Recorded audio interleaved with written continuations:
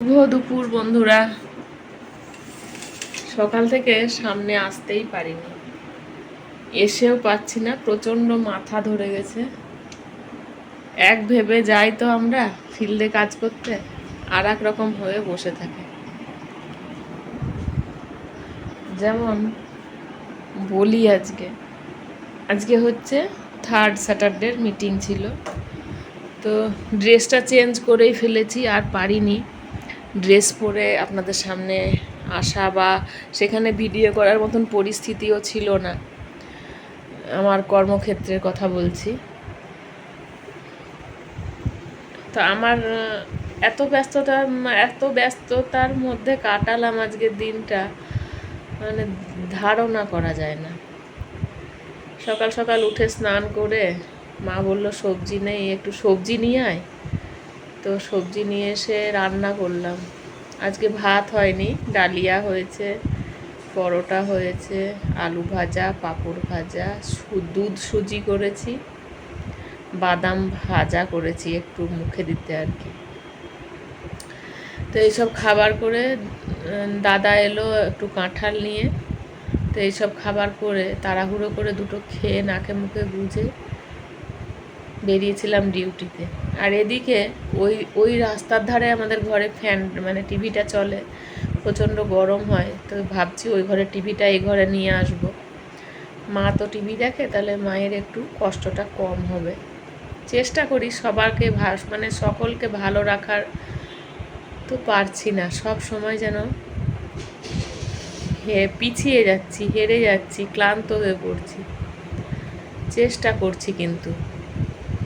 তারপরে এত কাণ্ড করে যখন ডিউটিতে গেলাম, আজকে ছিল আমাদের 3rd স্যাটারডের মিটিং। সেখানে এমনিই সব রিপোর্ট জমা দিতে হয়, আপনারা সকলেই অনেকেই জানেন, সকলেই বলবো না, অনেকেই জানেন। তো সেখানে গিয়ে এমন এক বিভ্রাট, এক ভেবে গেলাম আর এক হয়ে বসে থাকলো। কি হলো বলুন তো? আমাদের বিপিএসসি থেকে ভিজিট চলে এলো, ব্যাব দাদা চলে এলো আমাদের সব কিছু চেক করতে। মানে আমাদের যে অরিজিনাল কাজ, আজ হচ্ছে 21 তারিখ মাসের, আজকে একটা বিল জমা দেওয়ার ব্যাপার। তারপরে 3rd স্যাটারডে অনেক রকম রিপোর্ট জমা দিতে হয়, দিলাম। কিন্তু বিলটাও অনেকটা চেক করানো হলো, কমপ্লিট হয়নি, সেসবগুলো আধ খাপচা হয়ে থাকলো। তো এগুলো তো কিছু করার নেই, আবার সোমবারে যেতে হবে, যেটা যাওয়ার কথা ছিল না। এখন বাজে 4:10। সকাল থেকে তো এত কাজ করেছি, কিন্তু কিচ্ছু শেয়ার করতে পারিনি। এখন ভাবলাম আপনাদের সামনে একটু আসি, এসে একটু বলি। এই হচ্ছে আমার আজকের দিন, শনিবার দিনটা আমার এইভাবে কাটলো। বেশি বড় বক করবো না, বেশি বড় করবো না বক করে ভিডিওটাকে। ভিডিও তো ঠিক নয়, আমার সকাল থেকে আমি কি করেছি সেটা আপনাদের সামনে তুলে ধরছি বলার মাধ্যমে। তো এই হচ্ছে ব্যাপার। ভেবে থাকি এক, আর আমাদের হয়ে যায় আর এক। আমাদের ডিউটিটা এমনই। আর সত্যি কথা বলতে, এই যে গিয়ে যখনই ওই ভিজিটের জন্য কেউ আসে না, তখন মানে যাদের বিপি হাই তাদের তো আরও হাই হয়ে যায়। টেনশানে মুখগুলো সবারই আমাদের কি বলবো, ম্লান হয়ে বিবর্ণ হয়ে যায়। তো কিচ্ছু করার নেই, যেহেতু কাজটা করি। আর যাই করি না কেন, যেমন করেই আমরা কাজ করি, সে কাজের খুঁত তারা বার করবেই। একবার এসে বলে যাচ্ছেন এইভাবে করতে হবে, ঠিক আছে, সেইভাবে শুরু করছি। আবার পরের বার এসে বলছেন না এভাবে না, এইভাবে করতে হবে। মানে তুমি যতই 100% দেওয়ার চেষ্টা করো না কেন, তুমি কিন্তু 100-এ 100 পাবে না। সেখানে তোমাকে সব সময় তোমার ভুল ধরাই হবে। খুব নিখুঁত কাজ করেছে এরকম মনে হয় একটা বিপিএসসিতে এক আধটা বেরোবে হয়তো, এরকম। যত চেষ্টাই করো, তুমি কিন্তু সেই জায়গায় অনেকটাই পিছিয়ে যাবে।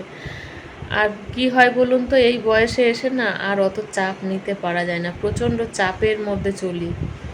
এক তো দেখুন, আজ 3-4 মাস আমাদের কি বলবো, এত যে কাজ করে যাচ্ছি তার ফরমেট টরমেট অনেক কিছুই ডিউ পড়ে রয়েছে, সেগুলো কবে পাবো, পাবো এক সময় হয়তো, কিন্তু কবে পাবো সেটা ঠিক আমরা জানি না।